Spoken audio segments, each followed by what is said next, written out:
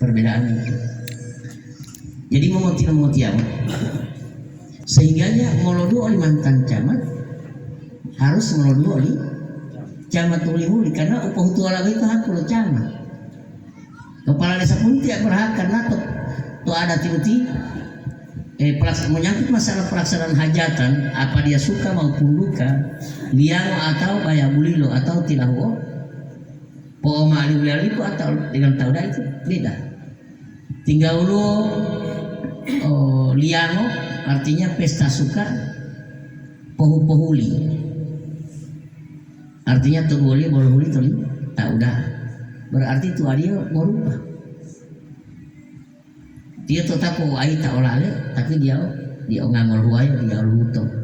Jadi sehingganya tauda dia tu hatalo tubuh. Wassalamualaikum.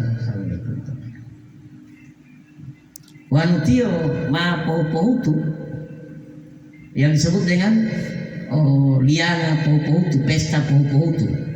Nanti pesta pohutu artinya undangan cuma sampai di kepala desa. Ulu pesta pohutu artinya mah lo lambangnya oleh ulia malo macam.